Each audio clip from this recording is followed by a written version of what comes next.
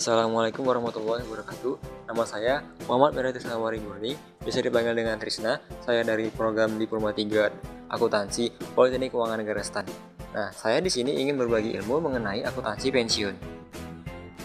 Dan ini adalah foto kelas saya, yaitu kelas 4AA, bersama dengan dosen lab akuntansi menengah 2, yaitu Bapak Harestia. Bapak Ata mengatakan bahwa tak kenal maka tak sayang maka tak cinta maka tak nikah. Nah, nama saya ialah Trisna, kelas 4AA absen 21. Saya berasal dari kota kecil yang bernama Asahan di Sumatera Utara. Mempunyai cita-cita yang masih menjadi cita-cita hingga detik ini dan masih memperjuangkan cita-cita tersebut. Dan saya gak banyak pacar loh, dan insya Allah masih ingin jaga komitmen ini hingga halal kelak. Cukup sekian ya. Pensiun identik dengan lansia. Pensiun itu apa sih? Pensiun adalah program di mana pemberi kerja memberikan manfaat atau pembayaran kepada karyawan setelah mereka pensiun atas jasa yang mereka berikan ketika mereka masih bekerja. Dalam pensiun ada dua pelaku, yaitu pemberi kerja dan dana pensiun.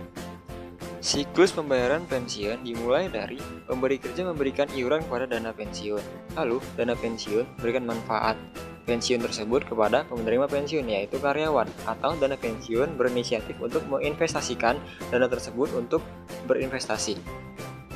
Dalam membahas manfaat pensiun, kita akan menghitung Defined Benefit Obligation atau DBO, yang diartikan bahwa kewajiban perusahaan atas program pensiun jenis manfaat pasti. Subjek kedua yaitu Plan Asset, merupakan aset perusahaan di dana pensiun atas program yang bersangkutan. Dalam menghitung nilai DBO, kita akan mencari nilai net DBO, yaitu DBO dikurangi dengan fair value plan asset. Ketika DBO lebih kecil daripada plan asset, maka terjadi surplus. Ini mengakibatkan pension asset. Kemudian jika DBO lebih besar daripada plan asset, maka terjadi defisit. Ini mengakibatkan pension liability. Dalam mencari nilai DBO, kita harus mengetahui komponen-komponen dalam perhitungan DBO. Yang pertama, current service cost. Yang kedua, past service cost. Yang ketiga, financing cost. Yang keempat, gain atau loss plan asset. Yang kelima, gain atau loss DBO. Komponen pertama yaitu current service cost, merupakan present value dari nilai DBO. Current service cost ini akan menambah nilai DBO dan menjadi annual pension expense. Komponen kedua ialah past service cost. Terdapat dua istilah penting, yaitu amandemen dan curtailment. Amandemen ialah kebijakan untuk menambah nilai DBO dari yang sebelumnya. Kemudian curtailment sebaliknya dari amandemen, yaitu mengurangi nilai DBO dari yang sebelumnya. Komponen kedua ialah financing cost. Terdiri dari dua, interest expense dan interest revenue. Interest expense dicari dengan DBO ditambah dengan past service cost dikalikan dengan discount rate. Interest revenue dicari dengan plan asset dikalikan dengan discount rate. Komponen keempat yaitu gain atau loss plan asset. Terdiri dari dua, yaitu asset gain dan asset loss. Asset gain terjadi ketika actual return yang merupakan interest revenue hasil perhitungan dari aktuaris lebih besar daripada interest revenue yang hasil perhitungan dari pemberi kerja dan akan mengakibatkan nilai OC di kredit. Kemudian ada asset loss. Terjadi ketika actual return hasil perhitungan aktuaris lebih kecil daripada interest revenue hasil perhitungan dari pemberi kerja, akan menghasilkan debit di OC. Komponen terakhir yaitu gain atau loss DBO, terdiri dari liability gain dan liability loss. Liability gain tercipta dari nilai DBO hasil perhitungan dari aktuaris lebih kecil daripada nilai DBO hasil perhitungan dari pemberi kerja, catat dengan nilai kredit di OC dan menambah nilai DBO. Sementara liability loss tercipta dari nilai DBO hasil perhitungan dari aktuaris lebih besar daripada nilai DBO hasil perhitungan dari pemberi kerja, dicatat dengan nilai debit di OC dan mengurangi nilai DBO. Tahap akhir, kita sampai di pembuatan worksheet. Dimulai dengan cara melihat saldo akhir dari nilai DBO dan juga plan aset tahun lalu. Kemudian, ketika ada selisih antara nilai DBO dan plan aset, akan menjadi pension asset atau pension liability. Kemudian, kita akan mencatat nilai past service cost dan service cost di annual pension expense pada debit. Lalu, akan menambah nilai DBO.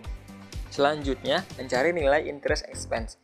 Interest expense dicari dengan menambahkan nilai DBO dengan past service cost lalu dikalikan dengan discount rate. Kemudian mencari interest revenue. Interest revenue dicari dengan plan asset dikalikan dengan discount rate. Kemudian mencatat nilai benefit yang merupakan manfaat pensiun yang telah diberikan kepada karyawan oleh pemberi kerja ataupun dana pensiun yang akan mengurangi nilai DBO dan mengurangi nilai plan asset. Selanjutnya, mencatat nilai aset atau liability gain or loss. Aset loss dan gain tercipta dari perbedaan actual return aktuaris dengan interest revenue pemberi kerja. Dan ini akan mendebit ataupun mengkredit dari plan aset. Sementara liability gain dan liability loss tercipta dari perbedaan nilai akhir DBO oleh aktuaris dengan nilai akhir DBO oleh pemberi kerja. Hal ini akan terjadi liability loss untuk menambah nilai DBO dan liability gain untuk mengurangi nilai DBO. Nah, ngitung pensiun itu mudah kan? Sekarang saya ingin menyampaikan kesan-pesan terhadap dosen saya, yaitu Bapak Harestia selaku dosen lab AKM di kelas 4AA. Nah, pasti penasaran kan? Hal pertama dari Pak Hares yaitu sering memberikan motivasi-motivasi membangun bagi kami untuk lebih semangat lagi belajar AKM di kelas maupun di luar kelas. Dalam kelas Pak Hares sering membuat kelompok-kelompok kecil yang digunakan untuk berdiskusi, belajar bareng, dan juga tanya jawab dengan Pak Hares.